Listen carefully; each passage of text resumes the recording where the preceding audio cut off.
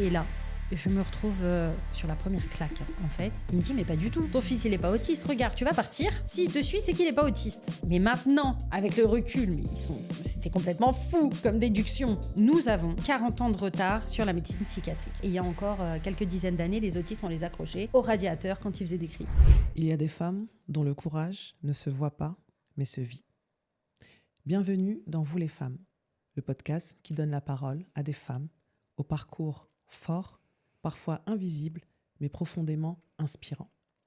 Je suis Ruki Néné et depuis plus de 12 ans, j'accompagne les femmes à se reconstruire et se reconnecter à elles-mêmes.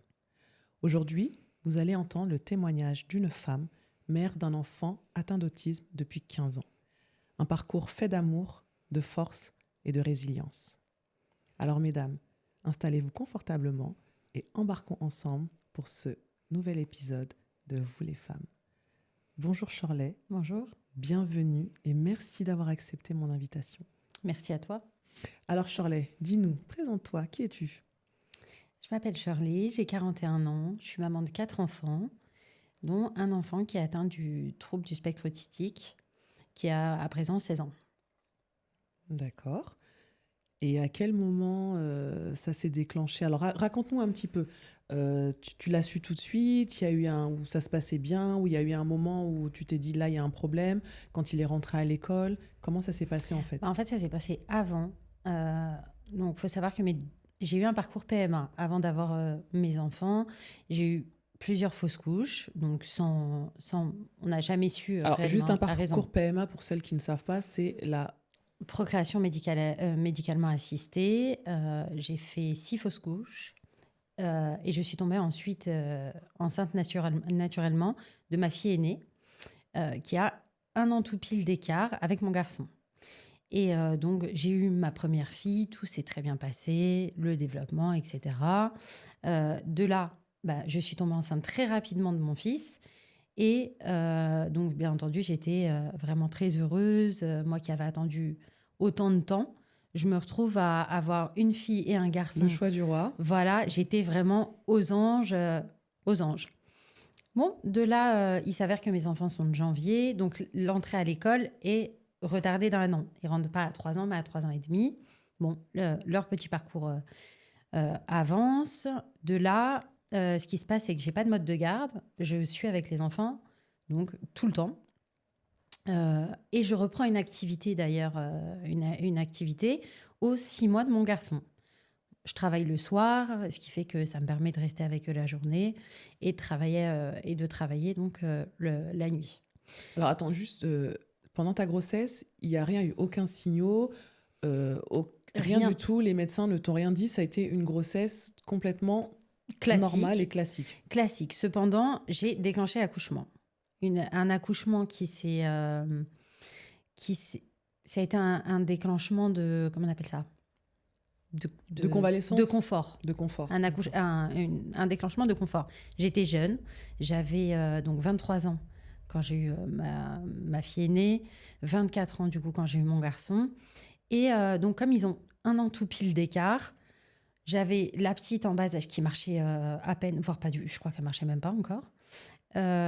Et bon, fin de grossesse, tu étais un peu stressée, tu avais vraiment envie d'être libérée, tu voulais passer à autre chose. Exactement. Et puis bon, je vais en consulte et le médecin me dit, tu vas accoucher aujourd'hui ?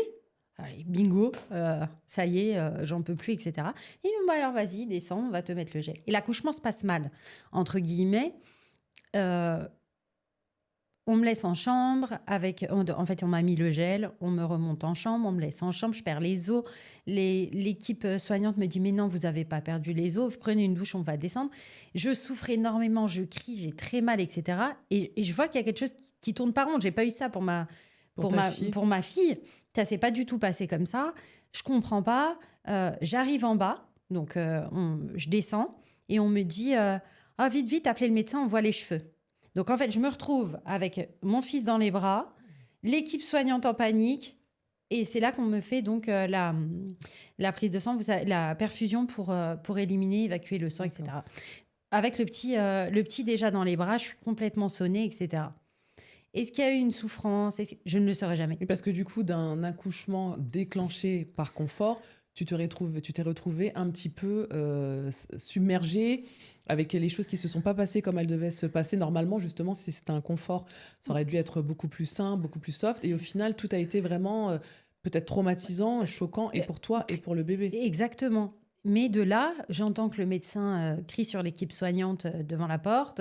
Je comprends pas trop, mais on me dit pas qu'il y aurait pu avoir quelques soucis que ce soit pour mon fils. Et d'ailleurs, ce n'est pas notifié sur son carnet de santé. D'accord. Il y a bien marqué que c'est un accouchement qui a été Déclenché. Déclenché, mais il y a rien de particulier. Voilà, je sors, je fais ma petite vie, mon petit grandit. C'est un épisode difficile, mais que j'ai laissé derrière moi. De là, bon, tout le monde reprend son petit bonhomme de chemin, etc. De là, je vois que bon, ça va, mais il avance à son rythme, un petit peu en décalé. Mais on me dit bon, c'est normal, c'est oui, chaque enfant avance à son rythme. On peut pas comparer. Exactement. Et puis sa grande sœur, du coup, elle est boostée par lui. Donc bon, c'est comme ça. Je suis. Et là, tu veux reprendre une activité. Je reprends une activité. Je reprends une activité, etc. Tout se passe bien. Et puis, je décide un petit peu. Je me dis, bon, sa sœur rentre à l'école, du coup. Et je me dis, bon, ce serait chouette, du coup, de le mettre en crèche. Pas de place, du coup, en crèche, en halte garderie. Je patiente un peu, il n'y avait pas de place non plus, etc. De là, je tombe enceinte de mon troisième fils. De mon second fils, pardon. Et donc, mon troisième enfant. Et bon, là, du coup, je me retrouve... Donc, je tiens quand même à dire que pour quelqu'un qui a eu un parcours de PMA, donc de procréation médicalement assistée, là, ça s'est débloqué. Et ça s'est débloqué naturellement. Les 3 enfants sans rien. Donc, comme quoi, mesdames, il faut toujours garder espoir, c'est très important. Exactement. Et je tiens à dire aussi qu'on me l'a souvent dit à moi, et c'est plus facile à dire qu'à faire, mais quand vous lâchez et que vous vous dites, bah, ma destinée, c'est pas ça, peut-être qu'il y a un enfant qui m'attend quelque part, qu'il va falloir que je m'occupe de lui pour lui donner beaucoup d'amour, et que vous lâchez prise. Les choses se débloquent. Exactement. Mais c'est plus facile à dire qu'à faire. Bien et chacun fait son chemin là-dessus, mais gardez ça en tête tout de même. Et donc, du coup, je tombe enceinte de mon second fils. Et bon... on ne peut pas reprendre une activité, du coup. Non, du coup, je me retrouve enceinte avec mon second fils à la maison qui n'a pas encore de place en crèche, la grande à l'école et le bébé. De là, j'insiste. Puis je dis, je voudrais quand même qu'il ait quand même... du contact avec d'autres enfants. Avec d'autres enfants, avant de rentrer à la maternelle, quand même, ce serait chouette. Bon, j'y vais, je vais à l'adaptation, etc. Et on me dit, écoutez, ça se passe très très mal, il pleure énormément. Et dès que vous partez, une fois qu'il a pleuré énormément, il dort.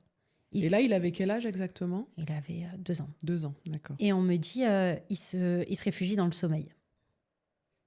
Alors moi, honnêtement, je suis pas très Montessori. Je me souviens pas leur histoire. Il se réfugie dans le sommeil. Je suis pas là. Il a l'habitude d'être avec moi. C'est une seconde fois. Bon. Je dis, bon, peut-être qu'au final, c'est pas fait pour lui. Et je le garde avec moi. D'accord. Donc toi, tu décides en fait de te dire... je le garde avec moi. Il est peut-être encore un peu bébé. Après tout, je viens d'avoir son petit frère. Il se sent peut-être un peu rejeté. Le bébé est arrivé et lui... hop, on l'expédie. Peut-être que oui. bon. En fait, vous n'avez pas vu tout de suite qu'il y avait peut-être. Ils t'ont pas non plus peut-être à la halte garderie. Ils te disent qu'il serait peut-être bien de consulter, de voir un spécialiste. Ah non, ils m'ont juste dit se réfugier dans le sommeil. D'accord. Stop. Bon. J'ai dit bon, peut-être qu'il est pas prêt au final et qu'il vit mal. Il vient d'avoir un petit frère. On va peut-être éviter de trop le chambouler le gamin. Je vais le garder avec moi. De là, 2 ans et demi. On part en vacances. Et là, il change du tout au tout. Donc, on arrive 2 ans et demi. Il change du tout au tout. Et on a une perte de poids terrible. D'accord. Ce que je saurais après comme étant une perte de repère qu'il n'a pas supporté. Une perte de poids terrible. On perd le regard. C'est-à-dire le contact visuel. Plus, voilà. Dans les yeux, en fait. On n'a plus le pointage. Ouais. Ça, c'est des caractéristiques qui sont quand même bien typiques des enfants qui sont atteints du syndrome... du trouble du spectre autistique. Totalement. Ouais. Donc là, on perd le pointage, etc. Donc je m'inquiète un petit peu. Je me dis, bon... Et on a une véritable régression dans son évolution à ce moment-là. Et là, il disait un petit peu maman, papa, ou vraiment non, il y avait trop. aucun... Il balbutiait un peu, mais c'était pas... Je crois qu'il a dit une fois papa avant, mais C'était quand même très peu. Mais vu que je connaissais pas vraiment, on n'en parlait pas autant que maintenant. Il a 16 ans. Donc, il y a 14 ans, c'était pas... Mais vous, ça vous a pas inquiété en tant que parent de se dire, bon, il dit pas de mots, il dit pas maman, il dit pas papa. C'est là que ça m'a... Là, ça faisait beaucoup. Ça faisait beaucoup. Il était effacé. Bon, là, ça faisait beaucoup. Tu commençais à avoir des petits signaux quand même qui te disaient il y a peut-être quelque chose qui n'est pas normal. Exactement. Donc, l'été passe et je décide à mon retour de ce voyage d'aller voir son pédiatre, qui est le pédiatre depuis et qui le suit depuis la maternité, d'ailleurs. Donc, je lui dis, voilà, je m'inquiète et je prononce pour la première fois le mot. Et là, je me retrouve sur la première claque, en fait, qui me dit, mais pas du tout. Ton fils, il n'est pas autiste. Regarde, tu vas partir. S'il te suit, c'est qu'il n'est pas autiste. Mais maintenant, avec le recul, c'était complètement fou comme déduction. Mais en tant que maman, déjà, tu n'as pas envie de l'entendre. Oui, bien sûr, j'imagine que ça doit être quand même difficile. Tu n'as pas envie d'entendre. Tu as envie qu'on te rassure. Tu attends seulement qu'on te dise pas du tout, mais regarde, il n'a rien. Donc, quand tu entends qu'il n'a rien, tu t'accroches à la parole du médecin. Bien sûr, oui. Surtout, ça vient d'un médecin, c'est un spécialiste. Exactement. Donc, tu n'as pas envie d'aller contre, même si dans le fond, tu le sais. Mais en fait, tu étais dans le déni. Voilà. C'est-à-dire, je le sais, mais je ne veux pas l'entendre. Et là, il me dit ça. Il me dit, bon, si tu veux, tu peux aller consulter. Moi, je te le dis, il n'a rien. T'en passes. Je vois que... Ouais, il y a quelque chose qui va pas. Il se développe pas comme les autres. Ça va pas. C'est-à-dire un enfant, dans son développement, il y a les cubes. Les joues, les Legos, Voilà, les cubes, etc. Ce qui est d'ailleurs, dans les diagnostics, en fonction de la hauteur de la pile de cubes, ils arrivent à évaluer les développements. Moi, il jouait pas avec les cubes. Il lançait les cubes. D'accord. C'est-à-dire on avait des comportements qui n'étaient pas appropriés, que ce soit avec les jeux. Il n'y avait pas d'interaction non plus avec ses frères et sœurs. Vraiment très, très, très, très faible. C'est-à-dire qu'eux, ils le sollicitaient beaucoup, du coup. Mais lui, il n'allait pas vers eux. Il était en retrait. Toujours dans son coin, toujours enfermé. Après, on a eu des soucis au niveau de la propreté.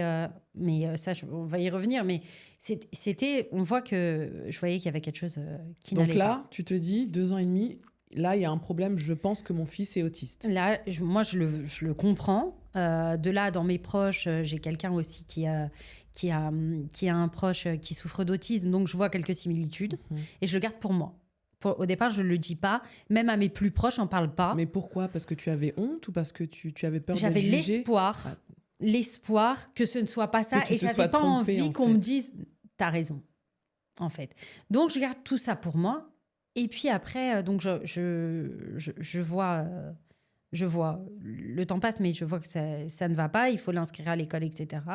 Et puis un jour, j'ai ma sœur qui me dit, qui a travaillé donc, dans le domaine médical et qui me dit, est-ce que tu l'as fait consulter ? Il a une façon de manger qui fait penser aux autistes. C'est vrai qu'ils ont une façon de manger en plus petit, encore plus particulière. Et puis, donc je lui dis, bah, écoute, je m'inquiète un petit peu, etc. Elle me dit, écoute, va voir, ça ne coûte rien.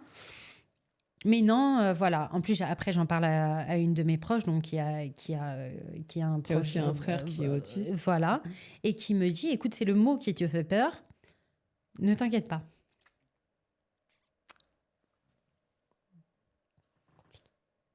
C'est pas évident. C'est pas évident. C'est de replonger. Bah oui, j'imagine, c'est difficile.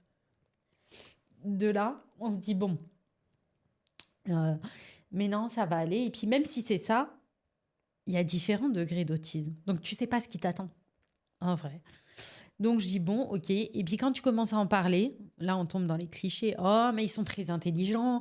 Oh, mais si. Oh, mais ça, etc., etc. Donc, ça, c'est pour les autistes Asperger, en fait. Voilà, mais tout le monde n'est pas Asperger. Tout le monde n'est pas Asperger, bien sûr. Donc, de là, je vais pour poser un diagnostic, etc. Je vais pour prendre rendez-vous. Et on me dit, oui, Robert Debré, ils sont géniaux, etc. Robert Debré, 1 an d'attente. Ah oui, quand même. Sauf qu'on a une problématique qui arrive et qui vous fait tomber dans ce qui sera mon enfer après. La logistique française et la paperasse française. Parce que pour que le petit soit accueilli à l'école avec une aide dont il aura besoin dans un second temps, en fait, une ATSEM, il faut un dossier MDPH et une notification et un... Donc là, on part dans un combat avec la maison du handicap, donc la MDPH. Et là, on se retrouve dans un truc Donc je me dis, vite, il faut que j'ai un diagnostic, il faut que j'ai une reconnaissance de handicap. Et vu qu'il va rentrer dans la maternelle où il y a sa sœur aînée, j'ai quand même un contact régulier avec la directrice qui me dit non, il va falloir qu'il ait une AVSI, donc seul, individuel, pour pouvoir faire son entrée à l'école, etc. Et on commence à m'expliquer tout de suite qu'ils vont pas le prendre à temps plein. D'accord. Et là, il est toujours pas propre. Hein. Il est toujours pas propre. Et, donc, c'est-à-dire, il met toujours des couches toute la journée, exactement. Pas que la nuit. Non, parce que généralement, à cet âge-là, les enfants, ils commencent quand même pour entrer à l'école à acquérir la propreté et peut-être mettre la couche que le soir. Mais lui, pas de propreté. Et au niveau de l'alimentation, très sélectif dans son alimentation. Très sélectif. Ça aussi, c'est des caractéristiques typiques des enfants autistes. Exactement, qui doivent vous alerter quand il se met à aligner des jeux, à ne plus vous regarder, à ne plus pointer, à manger vraiment des choses. Manger toujours les mêmes choses. Toujours les mêmes choses. Et quand vous ne lui mettez pas soit dans le même ordre, soit le même packaging, etc., ça va amener des crises de colère. Mais c'est vrai que quand ils sont petits, et puis on parle tellement maintenant du terrible tout, que c'est peut-être des caprices, il fait des petits caprices, c'est normal, c'est un enfant. Voilà. Et là... Mais tu vois que ça prend des proportions. C'est-à-dire que les crises, c'était pas des simples crises. Non, pas du tout. C'était très intense. Et là, on se dit, encore une fois, tout convergeait en disant qu'il y avait un souci. Donc, Robert Debré, 1 an d'attente, pas possible. Je prends rendez-vous à Necker. On est quand même à Paris. En France, tu te dis, OK, tout le monde me rassure, t'inquiète pas, on est en France, on est à Paris. Oh, t'es pas dans une petite ville de banlieue ou t'es pas à la campagne. T'inquiète pas, t'as le choix, tu vas trouver quoi faire, etc. De là, deuxième uppercut, je rencontre un médecin qui me dit, je sais pas si je vais pouvoir dire les noms, mais qui me dit, qui est à la pointe de l'autisme en France. Okay. Et on me dit, ah non, mais pas du tout, votre fils, il est pas autiste. Ah bon? Non, il est pas autiste, il est en dépression à la suite de l'arrivée de son petit frère. OK. Donc là, je me retrouve dans une autre position. Moi, je dis que mon enfant est autiste. Ah oui. Tout le monde me dit que non. Tout le corps médical, en fait, là, ils te disent non, limite, c'est vous qui en faites un petit peu trop, madame. Exactement. Par contre, toi, tu le sais qu'il y a... Je le vois. J'ai mon autre fils, du coup, qui est arrivé. Je vois le développement. Bien sûr, tu vois. Là, tu peux comparer, du coup. Et là, je me retrouve comme ça, avec lui au milieu, et je vois les autres pousser, quoi. Et je me dis, oui, non, mais je le sais, il y a un problème. Donc là, tu dois te battre en fait avec le corps médical pour dire non, prenez mon fils en charge, il est autiste. Il est autiste. Et là, je dis, bon, il faut continuer à avancer. Donc là, lui, Necker, je balaye. Je prends rendez-vous avec une orthophoniste qui suivait quelqu'un que je connaissais, en tout cas qui avait un problème génétique et qu'elle connaissait. Donc je vais la voir, j'emmène le petit, etc. J'arrive à dénicher un rendez-vous. J'explique la situation, elle me dit ouais, on commence la prise en charge tout de suite. Oui, donc elle, tout de suite, elle a posé le diagnostic, elle t'a dit... Elle n'a pas dit, parce qu'elle, en tant qu'orthophoniste, elle ne peut pas vous dire. Elle peut pas. Mais elle a compris tout de suite, elle a reconnu les signes. Exactement. Elle m'a dit, allez voir un psychiatre dans le privé. Donc je vais voir un psychiatre dans le privé qui me dit oui, voilà, en effet, je pense que... Mais vous êtes jeune et votre fils, il est ci. Et donc, en gros, là, je me retrouve à la première chose aussi... que je vais savoir par la suite, qui est récurrent, c'est « oui, mais vous êtes jeune et en gros, c'est la faute de la mère. » Mais comment s'est passée votre grossesse ? Mais ah bon, vous avez déclenché l'accouchement, mais il est possible que votre fils se soit senti expulsé de votre corps et que, en fait, il ait subi... Mais alors, est-ce qu'ils se sont reposés ? Est-ce qu'il y a eu des études ? Est-ce qu'il y a des statistiques qui ont été faites pour que ce corps médical puisse te dire il s'est senti oppressé ou il s'est senti... Il n'y a pas d'études qui ont été faites ? Alors, en fait, ce qui se passe, c'est qu'en France, et je l'ai appris à mes dépens, nous avons 40 ans de retard sur la médecine psychiatrique. C'est la France qui a inventé l'hôpital psychiatrique de base. Et il y a encore quelques dizaines d'années, les autistes, on les accrochait au radiateur quand ils faisaient des crises. Donc, clairement, on vient de très, très, très, très loin. Et il y a 2 écoles qui s'affrontent dans l'autisme en France. C'est l'approche psychanalytique, donc qui va vous dire c'est la faute de la mère. C'est donc le syndrome... Alors, je ne voudrais pas écorcher le nom, mais ce qu'ils appellent ça la forteresse vide, c'est-à-dire que la maman, ça vient de la maman, ceci, cela. Et l'autre école, qui va être une approche comportementaliste, qui est avec la méthode ABA. En gros, c'est pas la faute de la mère, c'est comme ça. Il y a différentes raisons. Il y en a qu'on ne sait pas, il y en a qui sont génétiques, etc. Sauf que moi, au départ, je ne connais pas tout ça. Je viens d'arriver là. Les réseaux, on avait à peine Facebook à cette époque-là. Il n'y avait pas...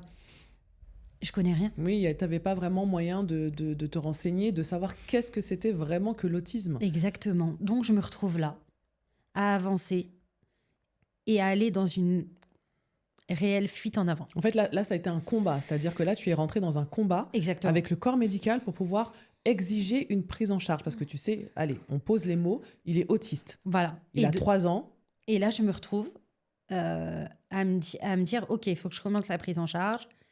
On y va. Donc, le fameux psychiatre, hormis son approche psychanalytique, me dit, voilà, il faut commencer la prise en charge. Il faut qu'il voie une psychomotricienne parce qu'il y avait un retard de développement. Oui. Donc, c'est-à-dire, quand je l'emmenais au parc, il ne savait pas monter à l'échelle. Quand on dit un retard de développement, c'est vraiment même... C'est sur des choses que nous, on peut qualifier de lambda, en fait. Voilà, la tenue de la cuillère, tout faire sa toilette, voilà, se laver les dents. Ah oui, totalement. C'est-à-dire, au niveau de laver les dents, ça allait, mais c'était des choses du quotidien qui étaient l'habillage, ce qu'on appelle le fameux W pour enfiler sa chaussette. C'est des choses comme ça qui étaient très compliquées, du moins compliquées. Du coup, on commence la psychomote 2 fois par semaine. On commence l'orthophonie 2 fois par semaine également. De là, on voit que c'est pas assez. Mais là, il est à l'école, là, à ce moment-là. Je le rentre à l'école en septembre. Du coup, j'ai commencé la prise en charge. Et avec les papiers de prise en charge et les bilans, j'ai fait ma première demande et mon premier dossier MDPH pour... Le reconnaître en tant que handicapé. Handicapé et avoir l'AVS à l'école. Donc, il rentre à l'école, à ma grande chance, avec une AVS. Jour de la rentrée, première désillusion en tant que maman. C'est-à-dire que tu déposes ton gamin à l'école, tu rentres, tout le monde est rentré normal et lui, il est rentré avec quelqu'un. Et là, ouais, tu te prends une claque quand même. Tu te dis, j'ai tant voulu avoir des enfants, je me suis battue pendant tant d'années. Et là, tu vois la première... c'est visible, en fait. Oui, le décalage, en fait, tu vois, avec les autres enfants, tu vois qu'il y a... Donc, je me rappelle que je rentre, je pleure. Je pleure beaucoup. Et je me dis, bon, il est à l'école. C'est déjà une grande chance. C'est déjà bien, mais oui. Il est à l'école, mais on me dit qu'on va le prendre seulement à mi-temps. Donc, c'est-à-dire, lui, il ne va pas faire 8h30, 16h30 tous les jours. Il va faire 8h30, 11h30. 8h30, 11h30. 8h30, 11h30, parce que déjà, en plus, il a sa prise en charge l'après-midi, avec les 2 créneaux orthophonie et les 2 créneaux psychomote, qu'il faut caler. Okay. Donc là, à ce moment-là, mon mari travaille. J'ai mes enfants à gérer. Et la journée, c'est moi qui gère. Et là, je me retrouve avec une problématique. Mon deuxième fils rentre à l'école, lui aussi. Et ce qui se passe, donc déjà, je me retrouve la première année avec le bébé à la maison et lui qui était à l'école qu'à mi-temps. Donc, il fallait que j'aille aux prises en charge. Avec un bébé, etc. C'était assez complexe. Mais bon, j'ai demandé de l'aide autour de moi. On m'a un peu aidée. Ça a été à peu près gérable. De là, donc, comme mon dernier fils, lui, est de décembre, il est rentré plus tôt. C'est-à-dire que le second est rentré à 3 ans et demi, mais lui est rentré à 2 ans et demi. Donc, en fait, je me suis retrouvée avec grande section, moyenne section, petite section. Ouais, dans la même école. Tout enchaîné, en fait. Dans la même école. Et là, je me retrouve face à un truc. Première autre bras de fer. Première autre désillusion. Il faut le récupérer à 11h30 parce que lui, il va en prise en charge et puis qu'il ne me le garde pas. Et mes autres enfants qui vont à la cantine. Sauf que la porte de l'école, ceux qui vont à la cantine passent devant ceux qui sortent pour déjeuner. Et là, alors la grande, elle comprend. Elle sait, elle est un petit peu plus grande, donc elle comprend un petit peu. Et puis moi, avec ses copines, etc., elle fait pas gaffe. Sauf que le petit qui vient de rentrer à l'école, vous savez comment c'est, premier trimestre de la rentrée. Il pleure, ça chouine un peu, ils veulent rentrer, etc., etc. Je me cache. Oui, pour pouvoir aller récupérer... Pour le récupérer, lui, sans que son petit frère me voie. Parce que sinon, va expliquer à une petite section. Pourquoi ma mère, elle me prend pas moi. Ouais. Lui, il a le droit de rentrer et pas moi. Donc là, par contre, je suis nouveau combat. débloquer, entre guillemets, préserver les autres. Donc là, tu n'en parles pas, tu parles pas de la maladie de leur frère au reste de la fratrie. Tu Et pour l'instant, préfères le garder pour toi. Ils sont petits, ils n'auraient pas, Ils n'auraient pas compris. ils auraient pas compris. Mais il voit quand même à la maison, il fait des crises, il crie. Mais c'est léger comparé à ce que je D'accord. connais aujourd'hui. J'ai envie de vous dire, c'est ultra light. C'est différent d'un enfant lambda, mais c'est quand même ultra light. Et puis eux, dans mon malheur, j'ai eu une chance. Une chance, c'est d'avoir mes enfants extrêmement rapprochés. Ils n'ont pas connu de changement de vie. C'est pas comme si... Oui, il n'y a pas eu le avant la maladie et puis le après maladie. Le en fait, après, ils sont arrivés, c'était déjà là. Presque, c'était en fait. déjà là. Tout le monde s'est suivi et évolué en même temps. Donc, en fait, ils ont toujours connu ce mode de vie. Ils connaissent pas autrement. Et je pense que pour eux, c'est une chance. Et du coup, combien de temps ça a duré entre le moment... combien de temps il est resté à l'école dans ces conditions-là, en fait? Il est rentré à 3 ans. Alors, jusqu'à la fin maternelle, normalement, c'est jusqu'à On a eu une année de 6 maintien. ans. D'accord. On a eu une année de maintien en grande section de maternelle. Mais je tiens à dire, là aussi, en maternelle, j'ai eu une autre problématique. C'est qu'à un moment donné, il s'était énervé. Et qui dit crise, dit il prenait les crayons, il foutait. Et il jetait tout partout. Il jetait tout en l'air. C'est-à-dire, la fonctionnalité des objets, il ne l'avait pas. Il l'avait pas. Donc, c'est-à-dire, lui, c'est ça aurait pu être autre chose. Hop, donc, lui, il est resté à la maternelle jusqu'à ses 6 ans, alors? Oui, jusqu'à ses 6 ans. Jusqu'à ses 6 ans. Et on allait, je tiens à le souligner parce que ça a eu un impact pour la suite. Ils allaient chercher ma fille aînée pour calmer son frère. Pour calmer son frère, parce qu'ils avaient pas ils étaient peut-être pas formés aussi, Alors, c'est ça? Ils n'étaient pas formés. Ils n'étaient pas formés. Exactement. Donc il y en a qui sont plein de bonne volonté, mais comme ils sont pas formés, ils se retrouvent face à ça. Et arrivé les 6 ans. Parce qu'il arrive à 6 ans, qu'est-ce qu'on fait? Il faut qu'il aille en primaire, normalement. Exactement. Et de là, donc on me dit, est-ce que vous avez fait votre fameux dossier d'entrée en IME? Donc un institut médical éducatif. Donc, moi, au départ, quand on m'en a parlé, j'ai dit non, mais pas du tout. De toute façon, ça va aller. Il va évoluer. Il a juste un petit retard. Il va évoluer. Il ira en CP comme tout le monde. J'en étais pas encore là. Oui, tu étais toujours dans le déni. Je pense que tu te mettais des œillères, en fait. Tu voulais pas voir la réalité. Exactement. Donc, je laisse le temps passer. Mais donc les dossiers MDPH, c'est 1 an ou 2 ans, ça dépend, en fait, des notifications. Et la directrice de l'école maternelle qui me dit écoutez, Madame Agege, les délais sont très, très longs. Inscrivez-le. Faites une demande. Le moment venu, on vous donnera une place. Vous y réfléchirez à 2 fois. Et je l'écoute. Heureusement, je l'ai écouté. Le temps passe. Et là, on se retrouve grande section, maintien grande section. Maintien grande section. Il n'est toujours pas propre. Toujours pas propre. L'alimentation, c'est toujours compliqué. Est-ce que les crises, elles s'intensifient? On passe un cap au niveau des crises, au niveau de la colère, au niveau de la violence peut-être à la maison? Ou on n'est pas encore moyenne, non. C'est du moins des crises, des colères, une mise en place, en fait. On est obligé de s'adapter. C'est une adaptation permanente, en fait. Permanente. Faut s'adapter à lui. Exactement. Il fait ce qu'il veut, en fait. Exactement. Et c'est délicat pour les autres enfants parce que tu peux pas faire tout ce qu'ils veulent. C'est-à-dire que au moment où ils veulent aller faire une sortie ou quelque chose, faut adapter. Mais en même temps, tu te dis, il faut petit, et tout le monde me le dit, l'habituer un maximum au contact avec les autres. Et à entre guillemets, aller dans les centres commerciaux, là où il y a du bruit. Le bruit, parce que c'est vrai que les autistes, ils supportent pas le bruit. Le bruit, qu'on change leurs habitudes. C'est vrai que quand on prend un trajet qui est différent, ils aiment pas. Tout de suite, ils se sentent dans un état qui les met dans des grosses colères. On est obligé de travailler tout ça. Et en même temps, tu as tes autres enfants qui veulent s'amuser, etc. Donc, c'est une... En permanence, tu jongles. Tu jongles. En permanence. Et là, 7 ans, donc de 7 ans, maintien en grande section. Voilà. Et là, on me dit, il n'y a pas de place en IME. D'accord. Donc, il ira pas. On peut vous proposer une UEA. Alors ça, on me balance ça un matin en le déposant à l'école ou en allant le récupérer, je sais plus. Comme ça, dans le bureau de la directrice, j'étais pas au courant qu'il y avait quelqu'un du rectorat Du qui rectorat. venait, etc. J'étais pas au courant, mon mari n'était pas là. On me demande de prendre une décision comme ça dans un bureau. Je dis non. Donc c'est soit on vous propose une classe spécialisée, ou alors vous le gardez à la maison. Voilà. Ou alors sinon, c'est l'ULIS. D'accord. L'ULIS, qui est une classe spécialisée dans un établissement classique. Classique. Entre-temps, donc, ma grande est rentrée au CP et on me dit, elle est rentrée au CP. Et du coup, son école de secteur était l'école où il y avait l'ULIS.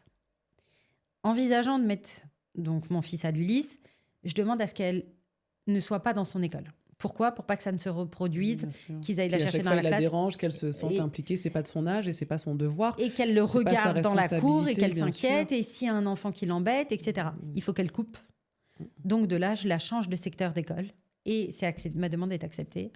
Et donc, elle va dans une autre école. De là, lui, il rentre CP dans cet établissement. Pareil, et là, rebelote, les papiers, etc. Pareil, que du mi-temps. C'est pas parce que tu es dans une classe spécialisée Qui te prennent. Et comment ça se passe pour lui ? qu'ils te prennent à temps plein. Ça se passe bien, mais difficile. Difficile parce que beaucoup de stimulation, parce que grande école, parce que Beaucoup de monde, beaucoup de bruit, monde. beaucoup d'enfants. Exactement. Et puis la primaire, c'est quand même pas la maternelle. Donc la maternelle, ils sont très encadrés. La primaire, c'est différent. Donc, ne serait-ce que dans la cour, Mais est-ce que vous il est face voyez à des là CM2. de l'évolution, lui, par rapport à lui-même, est-ce qu'il évolue ? La prise en charge change aussi. Il est propre Ça devient ou toujours plus pas accru. propre ? Toujours pas propre. Toujours pas propre. L'alimentation, c'est toujours compliqué. Toujours compliqué. Donc, Donc, il n'y a pas vraiment d'évolution. Lui, au niveau du langage, on n'y est toujours pas. Il ne parle toujours pas. Il parle toujours pas. Et là, du coup, rentre autre chose. Autre chose, c'est une nouvelle fuite en avant, des traitements, de rechercher de comment le faire évoluer. D'accord. Et là, on cherche un petit peu tout, etc. Des médecines alternatives. Des médecines alternatives, exactement. Et là, donc, j'essaye un traitement antibiotique, un traitement du docteur Luc Montagnier, qui est décédé maintenant, et qui fonctionne. Ce qui fait qu'on commence à avoir les premiers mots. Alors, il faut savoir que ça aussi, c'est mal vu. Très mal vu, parce que, comme je vous disais, il y a 2 écoles. Bien sûr. Tout le monde n'est pas d'accord là-dessus. Et 13 ans, il a 16 ans aujourd'hui, c'est toujours le cas. Il y a toujours 2 écoles. Mais bon, après, vous êtes obligé de faire au mieux parce que vous voulez voir que votre fils, quand même, On veut qu'il avance. qu'il progresse, qu'il avance. Voilà. Donc, on y va. Et là, ça fonctionne un petit peu. On voit qu'il y a de l'évolution, qui se met à dire ses premiers mots, à compter, etc. Et pour une première fois, on commence à avoir une petite fenêtre de ce qui se passe dans sa tête. C'est-à-dire qu'il arrive enfin à mettre quelques mots, peut-être s'il a, parce qu'il n'est pas verbal. Du tout. Du coup, quand il souffre, quand il a mal, c'est difficile à décrypter. On ne sait pas. Et là, on se retrouve aussi avec une époque très compliquée. Il faut savoir que les problèmes d'alimentation engendrent des problèmes au niveau du ventre. Une constipation intensive, qui est ça aussi, c'est un critère chez les autistes.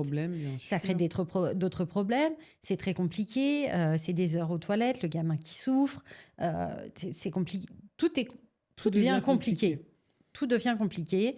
Et du coup, donc, on nous propose ce traitement qu'on fait, ces premiers mots, etc. On n'est toujours pas propre, toujours la nourriture compliquée.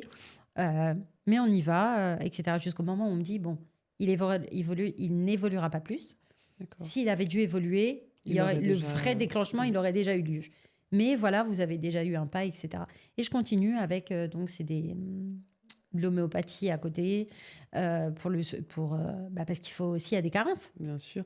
Vu que l'alimentation est compliquée. Alors, tout ce qui est fruits et légumes, j'imagine qu'il n'y a pas. Protéines. Maintenant, oui, mais avant... Alors, c'est quoi exactement son alimentation pour que les gens comprennent bien ? Qu'est-ce qu'il mange ? Il mangeait de la viande. Après, il a arrêté. C'était du poisson pané. Des pizzas piccolini surgelées. Donc, il ne mangeait que ça. Voilà, poisson pané, pizza. Poisson pané, pizza chips. D'accord. Donc, pas de protéines, pas de calcium, pas de magnésium. Et du lait. Mais voilà. Sinon, c'était tout. Donc, il fallait contrecarrer parce qu'il faut qu'il grandisse. Et puis, il a besoin de voilà, il y a des carences qui se créent, etc. Des carences alimentaires qui viennent créer d'autres choses encore. D'autres problématiques. Donc, il faut vraiment faut contrebalancer. Donc, on se retrouve aussi à gérer à ce niveau-là. Donc là, il a 7 ans. 7 ans. 7 ans. 7 ans. Donc, on continue. On continue à chercher des professionnels. On continue à essayer d'avoir un diagnostic. Il est plus souvent à la maison, du coup, au final. Oui, il va à l'école jusqu'à 11h30 et ça s'arrête là. D'accord. Et après, moi, je fais les va-et-vient Avec les spécialistes. avec les Et spécialistes. ça a duré combien de temps, de 7 ans jusqu'à quel âge? Jusqu'à il y a 2 ans. 2 ans, d'accord. Donc de 2 7 ans, ans. 3 ans. Ouais. D'accord, donc de 7 ans, Enfin, on va à dire 13 de ans. 7 ans à 13 ans. Et là, tu te retrouves face à des situations encore improbables. Donc, moi, j'ai pas le permis. Je me retrouve avec lui en poussette et des détails qui vous pourrissent la vie. Oui, parce que le regard des gens aussi, j'imagine que les gens ne sont pas compréhensibles. Alors, il y a le regard des gens. Ça, tu comprends vite qu'il faut leur rentrer dans l'art parce que sinon, t'en finis plus. Entre la vieille grand-mère du centre commercial qui te dit « Ah, mais il est mal élevé, cet enfant !» Oui, parce que oui, c'est... Alors, l'autisme, c'est pas quelque chose qui est écrit sur le front, c'est pas une maladie qu'on voit. Si on n'est pas un peu sensible ou si on n'a pas autour de nous des personnes qui ont ce syndrome, c'est pas des choses qu'une personne comme ça va tout de suite détecter, se dire ah bah non, c'est vrai, il est autiste. C'est pas écrit sur le front, donc c'est exactement. aussi difficile. Et encore plus quand il est dans une masse avec une fratrie nombreuse. On voit pas. On dit lui il fait du cinéma, ceci ou cela. Donc il y a aussi confronté au regard des gens, aux critiques des gens, à devoir expliquer aux gens que non, il est autiste, pourquoi il est dans une poussette à 7 ans. Exactement.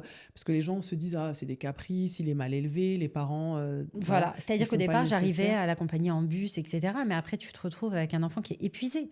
C'est-à-dire que déjà il a une fatigabilité qui est plus importante que les autres. Et parce qu'il est sensoriellement, il est débordé par tout ce qu'il y a autour de lui. Et ça, il faisait des crises il s'énervait dans la rue, etc. Donc là, du coup, je me retrouve à transport en commun, mais lui tenir la main comme ça pour aller à gauche et à droite, au bout d'un moment, c'est plus possible. Ça devient même dangereux, peut-être. Il est épuisé. Il est épuisé. Et je le vois, il est fatigué.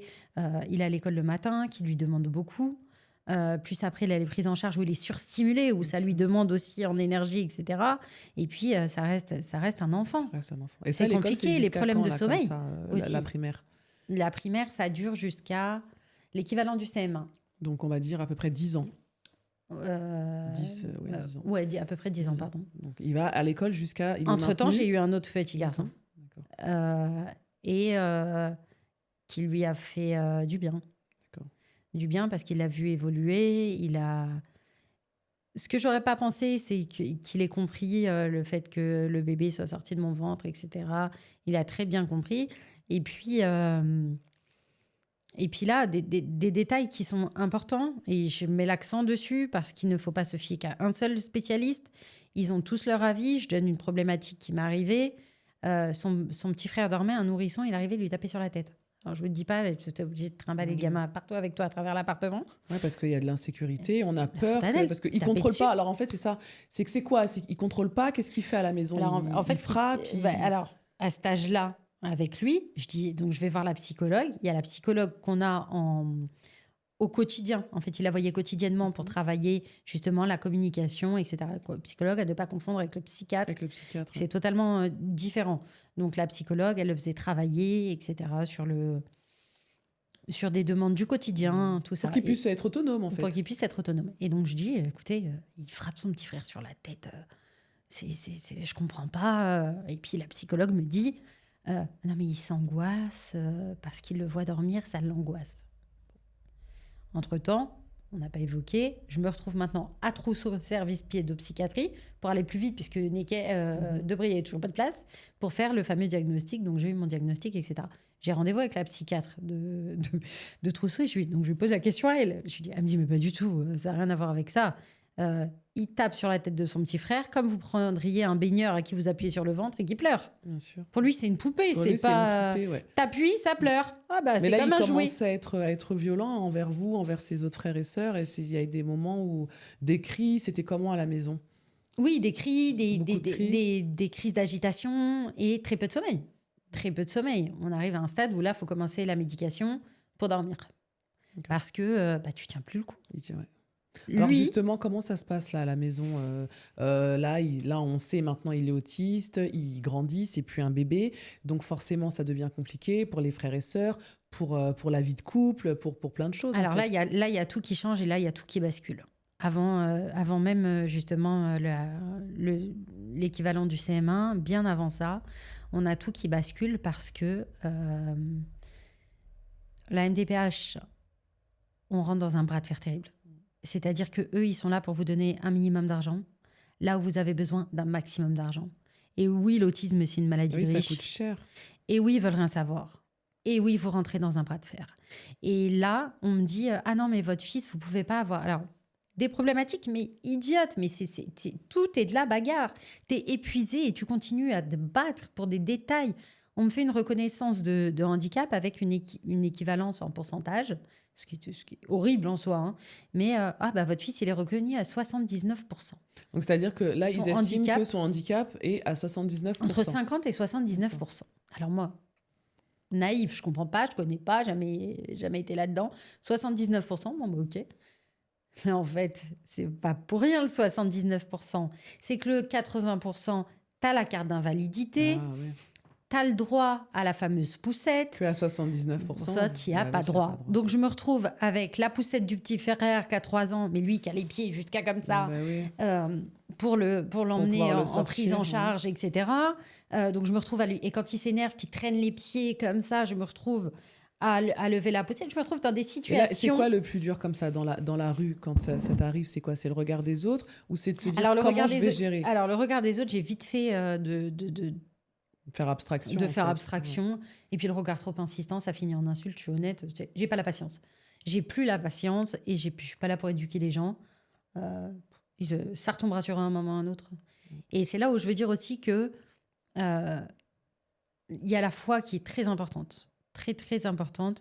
Parce que soudainement, ta vie, elle se dérobe sous tes pieds. Oui, ça bascule complètement, en fait. Ça bascule complètement. C'est-à-dire que tu n'es plus présente pour tes amis, tu peux pas. L'équilibre de la vie familiale et sociale, c'est fini. C'est fini. En fait, à partir de ce moment-là, tu t'es dit, tu as mis ta vie entre parenthèses. C'est pour ça que je le disais au début, c'est vraiment un parcours fait de résilience et d'amour parce que tu as mis ta vie entre parenthèses complètement. Tu ne travailles plus. Tu n'as plus de vie sociale. Tu ne peux pas sortir. Tu es enfermée en fait dans la maison avec cet enfant. Un détail. Alors bon, plus jeune, j'étais très coquette, j'aimais m'habiller, j'aimais m'apprêter, j'aimais tout aussi. Mais c'est terminé ça. Tu vas aller où en talons quand tu dois courir avec un gamin qui se barre de l'autre côté, qui fait comme ça, Mais c'est impossible. Ta vie, ça devient un jogging, le chignon à l'arrache et le sweat où tu es à l'aise. Ça s'arrête là. Parce que j'imagine que même à la maison, c'est compliqué. On est face à un enfant qui est encore en couche. Donc là, il a 10 ans. Et il porte toujours les couches. Il porte toujours les couches. Et c'est des crises. Il va te sortir ses excréments de sa couche. Il va t'en foutre sur les murs. C'est un truc. Donc là, à partir vraiment, on peut dire qu'à partir de ces 10 ans-là, ta vie, c'est vraiment devenu, entre parenthèses, un cauchemar. Ah oui, tu deviens infirmière alors que tu n'as rien demandé. Tu n'as rien demandé, tu voulais juste être maman. Et tu te retrouves chez moi, c'est Fort Boyard. Et j'ai les clés autour du cou, c'est-à-dire les fenêtres fermées. Tout est fermé parce qu'ils jettent tout par la fenêtre. Ils jettent tout par la fenêtre. Donc là, on va dire que là, on a passé un cap. Là, à 10 ans, on a passé un cap au niveau des crises, de l'intensité des crises et aussi peut-être... de l'impact. Autre impact qui est très important. Pardon, je mets l'accent dessus, mais tu te retrouves avec un salaire. Tu ne peux pas faire autrement. Et là, donc, tu es à la merci de la MDPH. Qui te dit, mais de toute façon, vous ne pouvez pas avoir plus de compléments puisque vous avez un autre enfant. Vous n'auriez pas travaillé, vous seriez occupé de lui. Ben non, en fait. J'aurais repris une activité. Non, j'aurais pas vécu au crochet de la société. Tu as quel âge là, quand ça se passe là, 10 ans, tu as... Ça, c'était 10 ans, c'était il y a 6 ans. Voilà. J'ai 30... on va dire 35 ans. 35 ans. Donc là, quand même, tu es encore jeune, tu es dans la fleur de l'âge, on va dire. Mais là, à 35 ans, tu te retrouves... T'as pris 30 ans. Voilà, tu te retrouves... Et toi, alors physiquement, ça aussi c'est très important de le dire, physiquement, ça a eu quel impact sur toi, sur ta santé? Alors maintenant, parce qu'il faut savoir qu'avec l'âge, les crises s'intensifient, la préadolescence et l'adolescence font que c'est un tsunami. On m'avait prévenu, mais pas assez, j'ai envie de dire, et pourtant j'étais déjà bien prête. L'impact, alors déjà j'ai été hospitalisée quelques temps après quand il avait 3 ans et demi comme ça. Après, on va dire après le verdict, en fait. Voilà, exactement. J'ai eu une infection du côlon très importante. Au départ, on pensait que j'avais la maladie de Crohn et après, ils m'ont dit tout simplement qu'en fait, Le stress. l'intestin, c'est le deuxième cerveau et Ouais, c'est le contre-coup. c'est En fait, contre-coup. ma tête, elle a accepté. Et comme je le redis, je suis partie dans une fuite en avant en me disant, OK, t'as pas le temps de t'apitoyer sur ton sort. Je Et gère. je gère. Et de toute façon, je savais que jusqu'à à peu près 13 ans, euh, apprendre pour les enfants, c'est plus facile C'est au niveau plus de la facile. plasticité du cerveau. Et qu'après, Et qu'après, ça devient de plus en plus compliqué. de plus en plus compliqué. Donc, je me dis, OK, ta vie, tout, Entre t'oublies parenthèses. tout. Donc toi, très stressée. J'avance. J'avance, mais de là, c'est mon corps qui c'est prend, mon corps en fait. qui encaisse. Donc, je me retrouve avec des problèmes importants d'intestin, puis d'estomac. D'accord. J'imagine aussi des problèmes de sommeil. Oui, le sommeil, tu l'oublies. Je vous parle, on est fin janvier, j'ai fait une nuit complète. D'accord. Donc parce que là, il a 15 ans. 16. Il a 16 ans. On va dire qu'entre ses 10 ans et ses 15 ans, il restait à la maison H24. C'est-à-dire qu'au bout d'un moment, j'avais une prise en charge adaptée à la maison. Donc, il est parti en Ulysse. Arrivé en Ulysse, ça a été quelques années avec une prise en charge adéquate, etc. Ça a été quelques années. Et après, le petit ne supportait plus. Et ce qui fait qu'il décompressait quand il sortait de l'école et les prises en charge qu'il avait l'après-midi, du coup, ne fonctionnaient pas. Parce qu'il était tellement en surcharge, qu'ils n'arrivaient plus à rien obtenir après. Et là, je décide de le retirer de l'Ulysse. J'ai un choix à faire, à me dire, OK, soit tu le laisses et tu t'entêtes à te dire, oui, il va à l'école. Et de l'autre côté... Peut-être que même, au final, c'était quand même un calvaire aussi pour lui. Je pense que ça devait être dur aussi pour vous. Il y avait des bons côtés. Des bons côtés, mais il y avait des bons côtés, mais il y avait des choses qui étaient quand même très... Pour lui, je le voyais. Il rentrait de l'école à 11h30. Il mangeait de façon compulsive. Et d'ailleurs, il avait énormément grossi. C'était fou. Mais alors, est-ce qu'il y avait des périodes, parce que souvent on dit que chez les autistes, il y a des moments, alors ils vont manger ça pendant longtemps, ensuite ça va être ça, ou alors il était toujours dans poisson pané, pizza, chips. Alors les pizzas, pizza, chips, on y est toujours. Hein. D'accord. Mais poisson pané, moins. Mais petit à petit, il s'est ouvert parce que ça a été un travail aussi avec les professionnels qui travaillent aussi sur l'oralité, sur parce que le fruit, un truc tout bête, vous croquez dans une pêche, la pêche elle est douce. Bien sûr. Mais après, il y a le jus qui arrive en bouche, c'est ça sensoriel. fait beaucoup d'informations en Exactement. fait Pour nous, on fait pas attention, on croque dans la pêche puis c'est tout. Mais toutes ces choses-là, c'est des choses où on arrive tout doucement et ça prend du temps. Donc là, 10 ans, il est à la maison avec toi, 24/24. Voilà, et la prise en charge que j'avais, qui était bien intensive, que j'avais mis en place, et je tiens à le dire aussi, on s'est retrouvés à un moment donné où ça a été, avant ça, hein, ça a été très compliqué, je ne pouvais plus gérer les pros, parce que quoi qu'il en soit, ça reste des professionnels, et puis ils ne sont pas payés, puis c'est des tarifs qui sont très chers. On arrive avec des professionnels qui sont à 60 € de l'heure, 55 € de l'heure, 45 € de l'heure. Donc là, financièrement aussi, tu es livré à toi-même et tu peux pas suivre. Tu n'as qu'un seul salaire. Il y a les autres enfants, et il y a les autres trois enfants autres aussi qui sont là. Et il faut le stimuler, il faut le sortir, il faut l'emmener dans les endroits où il y a du monde, et ça coûte cher. Et tu te retrouves. J'ai une famille nombreuse par choix aussi, hein. Mais donc tout devient compliqué. Et ça a quel impact en fait cette maladie, parce que c'est une maladie, l'autisme, sur tout le reste de la famille? Comment c'est perçu, comment c'est vécu? Parce que là, du coup, il était à la maison tout le temps, même pour lui. C'était quoi en fait on va dire sa routine? Sa routine, quand il allait à l'école, il avait quand même une routine. Et puis petit à petit, comme il restait à la maison et qu'il y a eu le défaut de prise en charge, clairement, parce que ça s'est étiolé, parce que l'orthophoniste est parti, parce qu'il s'est passé toute une série de choses. Au final, tu te retrouves à être à son rythme à lui. Et là, on arrive donc dans l'adolescence et à trouver des professionnels qui viennent au domicile. Parce qu'un domicile, ça reste quand même... Oui, c'est privé, c'est votre cocon en fait, un domicile. Alors déjà, tu te retrouves que chez toi, c'est plus chez toi, parce que ça défile, les professionnels défilent... il n'y a plus d'intimité, ce repère familial, ce cocon familial aussi. Pas du tout, chez toi, c'est un cabinet, c'est devenu un cabinet. D'accord. Donc...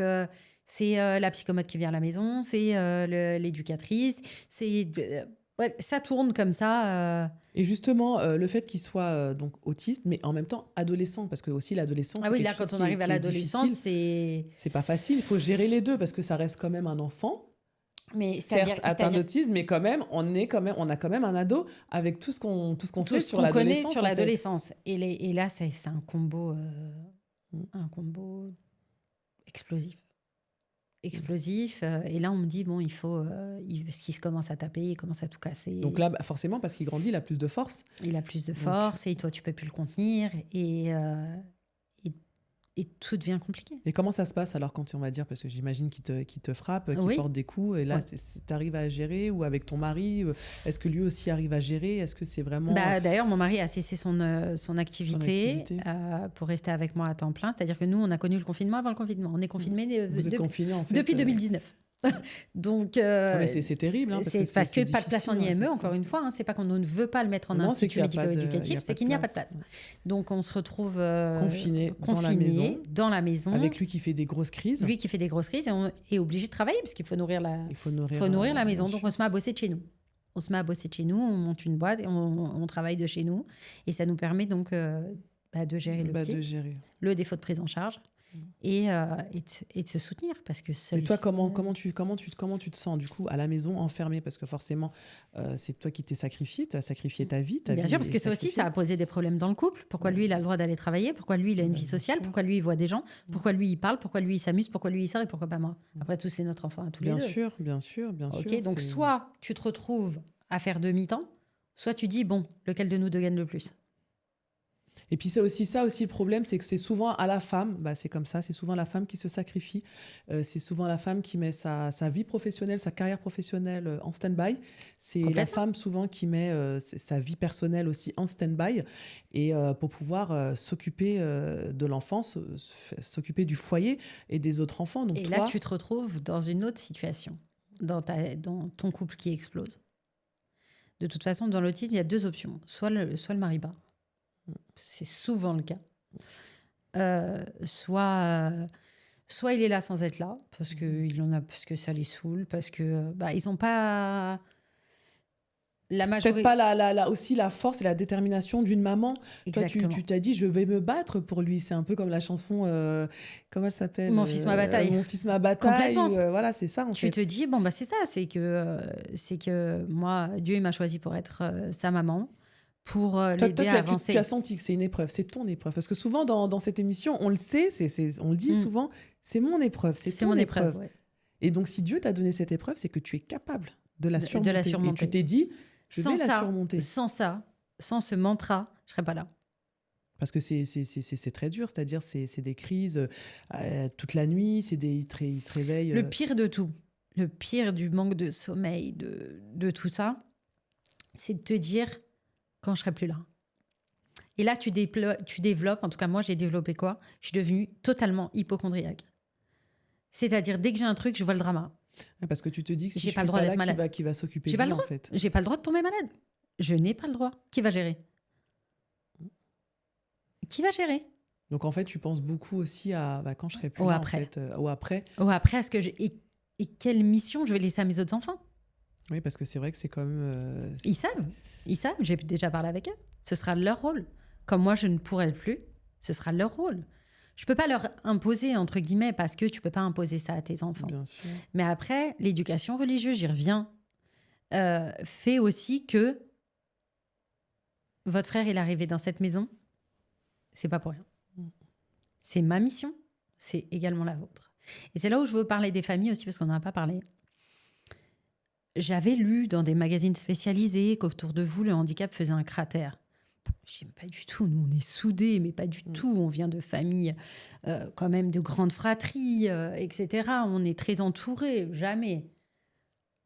Et là, le choc, on n'a plus personne. C'est-à-dire vous êtes vraiment, vous êtes seul votre pilier, vous êtes seul au monde en fait. Seul au monde.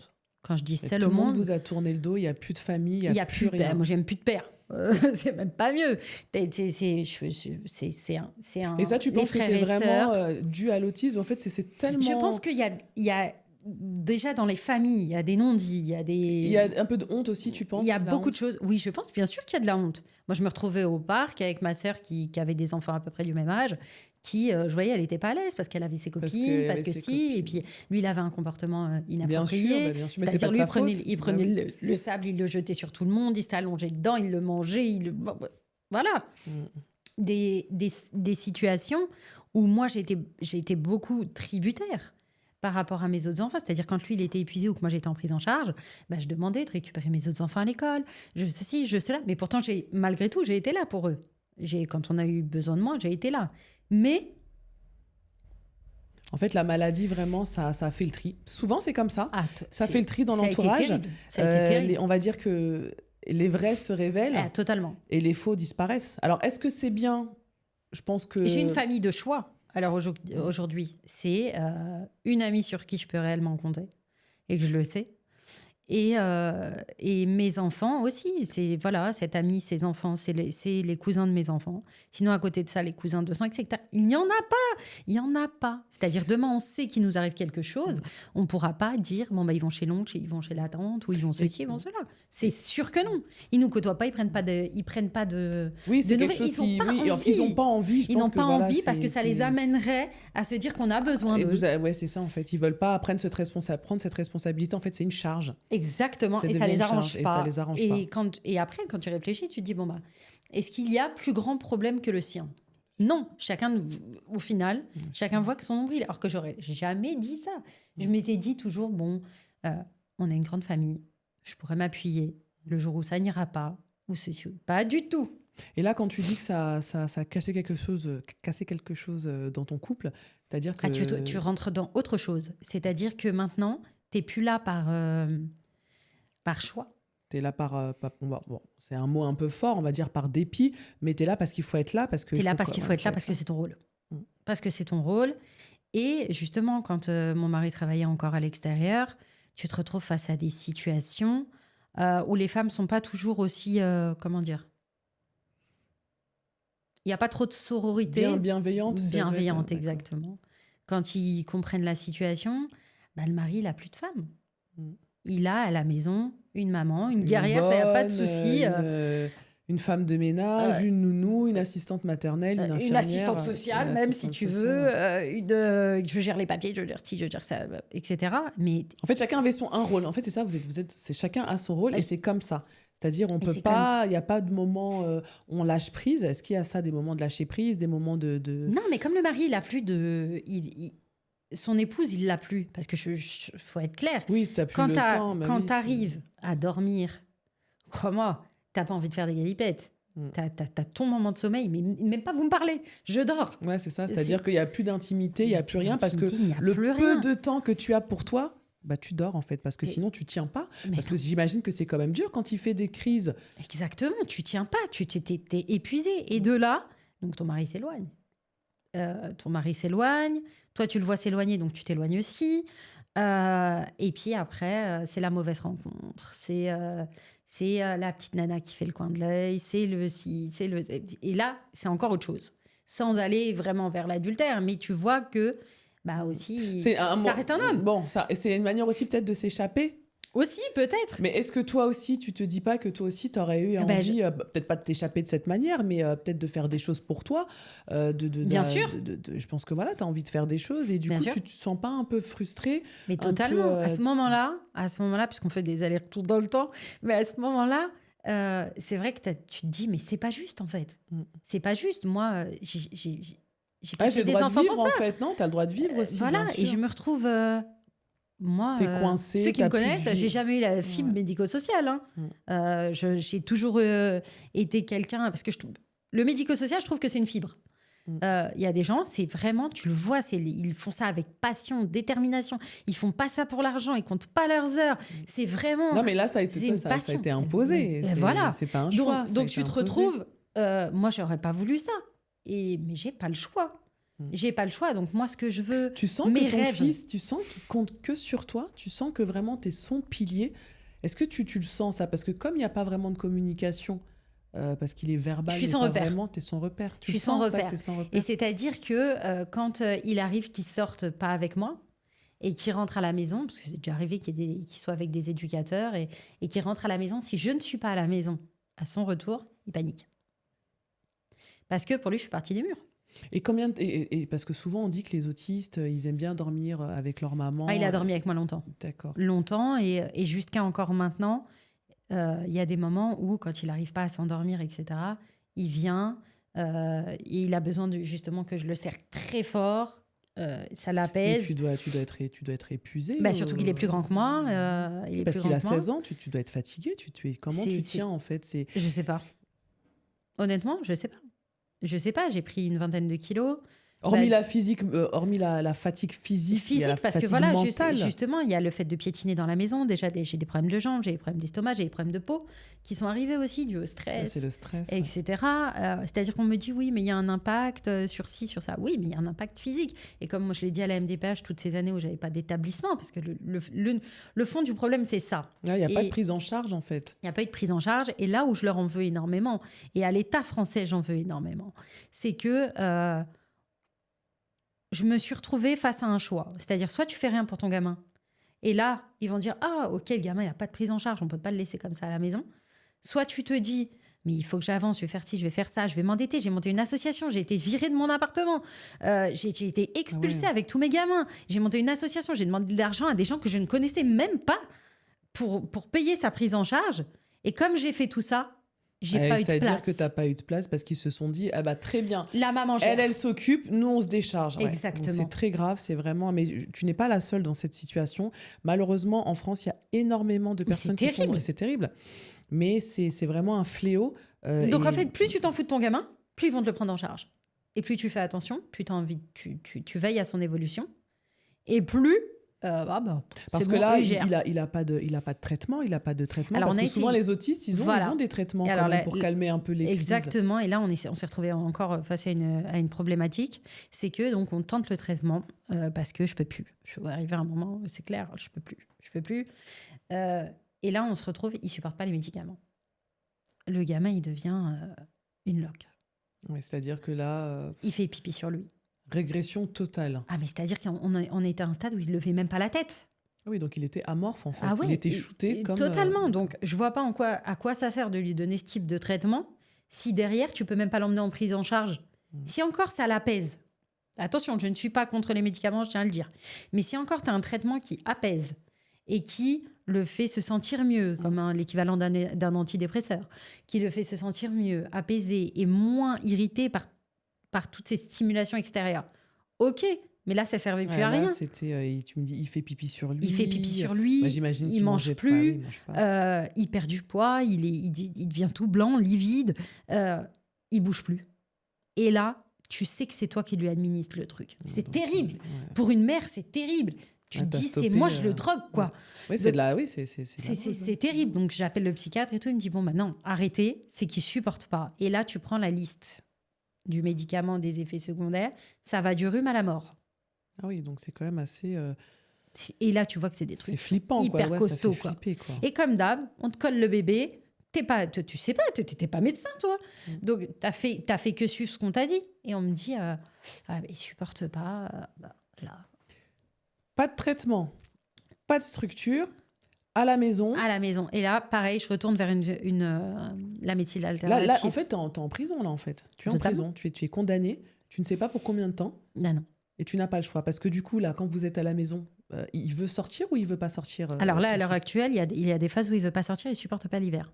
Donc, on va dire décembre, février, il veut pas mettre le nez dehors. Donc, c'est-à-dire que toi, pendant tout ce temps, tu ne sors pas? Il sort à peine. Il sort à peine parce qu'il veut pas sortir et parce que les professionnels non plus n'arrivent pas à le sortir. Et tu peux faire combien de temps comme ça à la maison, toi, sans sortir?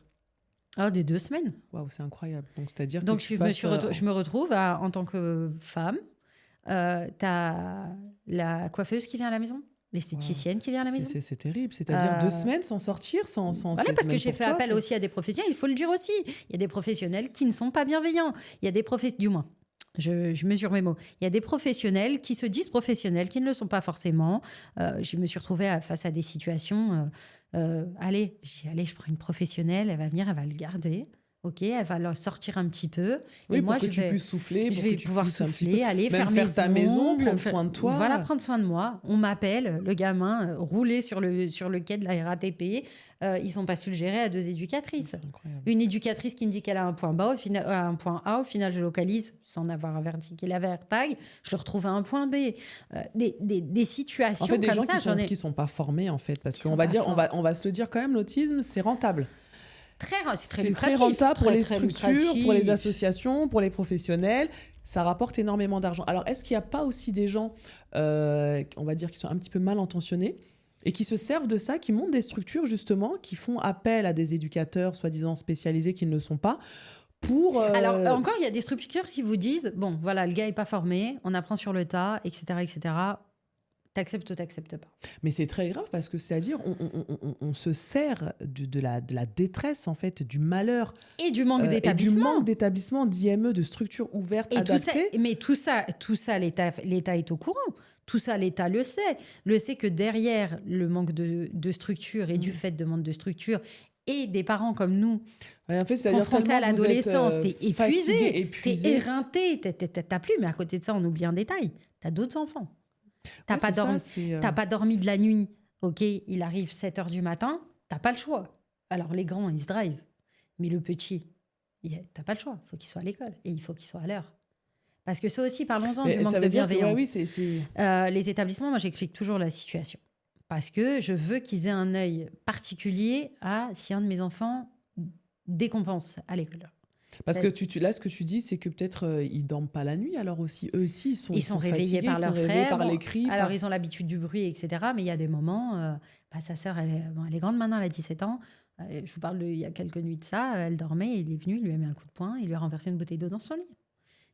Et donc elle se lève et c'est tout un. Enfin, c'est tout le monde qui Tout le monde en pâtit. Tout le monde prend cher en fait. Ouais. Et la seule chose qu'on m'a proposée donc pendant toutes ces années-là, dont on parle, c'est mais Madame Agege, si vous voulez, on peut vous proposer des séjours de rupture. Alors parlons-en des séjours de rupture, si tu veux bien. C'est des week-ends. Ok. Alors on vous parle d'un enfant qui sort pas de chez lui, un enfant qui n'a pas de traitement, et tu veux le mettre dehors. Mais moi, c'est pas ce que j'ai demandé.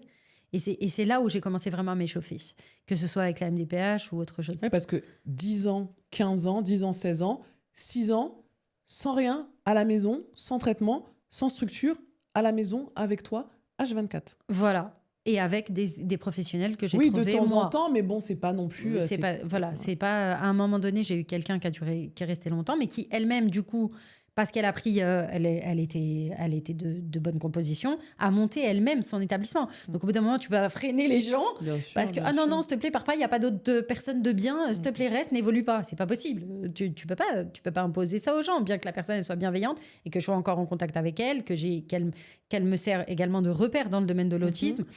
À côté de ça, tu peux pas faire ça. Donc, ça a été... Pardon, j'ai perdu le fil. Ça a été compliqué, ce niveau-là. Mais vous Et puis les arrivez autres quand enfants... même à vous octroyer des moments en famille. Impossible. En famille, dans le calme. Oui, en famille, partir en vacances. Oui, on part en vacances, etc. Mais c'est toujours au même endroit. D'accord. Donc ça aussi, c'est un impact. C'est un impact parce qu'il y a un côté rassurant pour lui, c'est toujours au même endroit. Et bon, les autres enfants, ils sont un peu fatigués. Toi, tu les emmènes au même endroit. Il faut que ce soit au même endroit, avec le moyen de transport. Il faut que ce soit accessible en voiture. Comment je vais prendre un avion Alors déjà, ne serait-ce que dans la temporalité, tu n'arrives pas à le faire sortir de la maison. C'est pas, en avion, on a un avion à 15h30, lui. Donc là, aujourd'hui, il a 16 ans. Est-ce qu'on voit le bout du tunnel ? Enfin. C'est-à-dire que j'ai utilisé la manière qu'on m'avait conseillé de faire, mais que je ne voulais pas faire, en disant OK, je suis partie, je leur ai dit il n'y a plus de prise en charge. Il n'y a plus de prise en charge. Il faut trouver une place. Il faut me trouver une place. Donc là, ils ont trouvé une place. Oui, là, ils ont trouvé une place. D'accord. Ça, c'est bien. Voilà, donc on commence une IME. Voilà. C'est une structure qui est faite pour les autistes, avec qui accueille des autistes, avec un cadre sécuritaire, avec des professionnels. Exactement. Quand même, on va dire que tu as attendu 13 ans. 13 ans. Donc c'est énorme. 13 c'est ans, pas normal. Non. C'est vraiment un combat. C'est pour ça que je le disais au début, c'est vraiment un combat. Beaucoup d'amour, parce que je pense que ton fils, tu l'aimes vraiment au-delà du raisonnable, ce qui est tout à fait normal. Mais c'est pas normal que tu aies mis ta vie entre parenthèses pendant toutes ces années. Non, et puis en plus, quand tu te retrouves face à des choses, il y avait à l'époque Marlène Schiappa qui disait, avec son fameux hashtag « Maman travaille ». Mais c'est... T'as envie de travailler, mais tu peux pas. Mais tu peux pas. Si toi, aujourd'hui, t'as un message de fin pour toutes ces femmes qui t'écoutent et qui vivent sûrement les mêmes situations que toi, qui sont... Ne vous enfermez pas. Contactez les associations. Il n'y a pas de honte à avoir. Si aujourd'hui je peux aider, j'ai monté une association, Rokia vous mettra les coordonnées. Si je peux aider à bien mon sûr, tour, je serai là. bien sûr. Ne vous enfermez pas, échangez, C'est gardez important. vos projets, C'est important. accrochez-vous. C'est important. Il y aura un moment où la roue va tourner. C'est difficile, les portes se ferment, mais au bout d'un moment, elles vont s'ouvrir. Accrochez-vous et ne vous fermez pas à vous dire, voilà, je ne peux pas avoir d'autres enfants parce que ça m'a été reproché. Oui, bien sûr. Parce que... La peur aussi de se dire que peut-être que les enfants vont Voilà. être aussi atteints, non? Voilà, il faut pas penser comme ça. Il faut vous dire aussi que les grandes fratries, c'est mes enfants, Faut toujours mes rester autres enfants qui m'ont maintenu à flot. Parce que sinon, tu es en marge de la société Bien et tu sûr. deviens... De se dire aussi que c'est vrai, j'ai un enfant autiste, mais j'ai quand même aussi 3 autres enfants qui sont bien portants Voilà. et qui te donnent aussi de l'espoir et de la force. Voilà, Donc c'est exactement. très important. Bon, en tout cas, merci beaucoup d'avoir été présente, d'avoir répondu présente et de nous avoir raconté ton histoire. Merci à vous d'avoir été là jusqu'au bout. N'oubliez pas, mesdames, avancez avec vos forces, avec votre lumière, avec vos faiblesses, parce que chaque histoire mérite d'être écoutée et chaque histoire mérite d'être racontée. Si ce témoignage vous a plu, si ça a résonné en vous, partagez-le autour de vous, abonnez-vous pour qu'on continue ce bout de chemin ensemble. Je vous dis à très bientôt et prenez soin de vous.